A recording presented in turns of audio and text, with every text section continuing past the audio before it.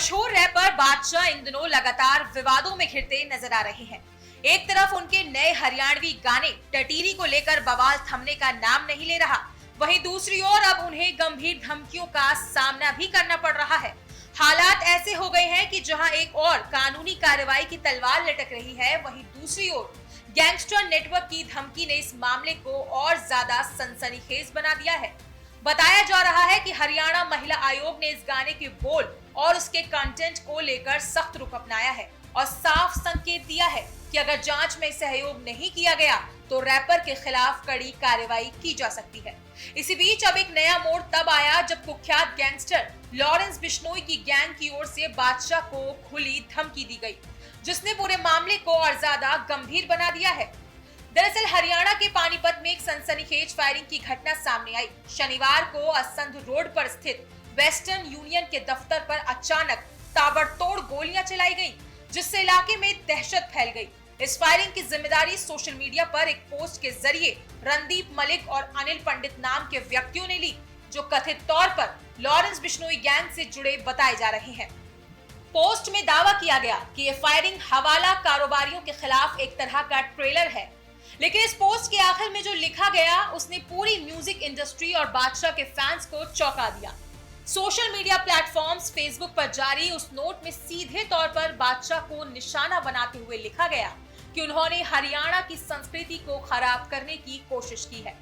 Gang की ओर से यह भी दावा किया गया कि साल 2024 में उनके एक क्लब में उन्हें पहले ही ट्रेलर दिखाया जा चुका है और अगर उन्होंने अपनी हरकतें नहीं बदली तो अगली बार सीधे उनके माथे में गोली मार दी जाएगी। इस धमकी के सामने आने के बाद ये मामला केवल एक गाने के विवाद तक सीमित नहीं रह गया, बल्कि अब ये सुरक्षा और कानून व्यवस्था का भी बड़ा मुद्दा बन गया है।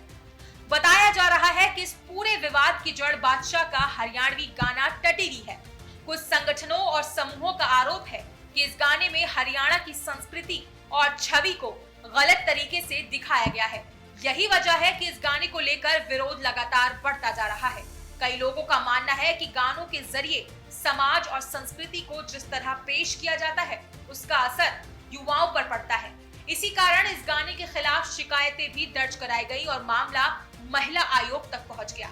इस बीच हरियाणा राज्य महिला आयोग की अध्यक्ष रेणु भाटिया ने इस मामले में सख्त रुख अपनाते हुए पुलिस को निर्देश दिए हैं कि अगर बादशाह जांच में शामिल नहीं होते तो उनका पासपोर्ट जब्त किया जाए और जरूरत पड़ने पर उन्हें गिरफ्तार भी किया जाए।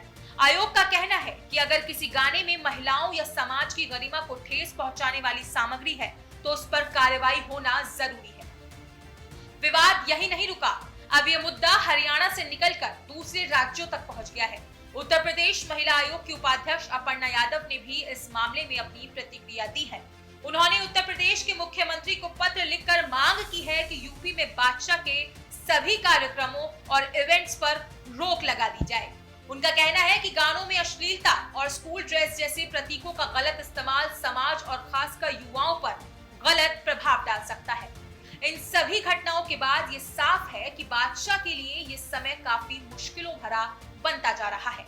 एक तरफ कानूनी जांच और आयोग की कार्रवाई का दबाव है, तो दूसरी तरफ गैंगस्टर की धमकी ने उनकी सुरक्षा को लेकर भी सवाल खड़े कर दिए हैं। म्यूजिक इंडस्ट्री में भी इस पूरे विवाद को लेकर चर्चा तेज हो गई है। अब सबकी नजर इस बात पर टिकी है कि आने वाले दिनों में इस मामले में पुलिस और प्रशासन क्या कदम उठाते हैं और बादशाह की ओर से इस पूरे विवाद पर क्या प्रतिक्रिया सामने आती है।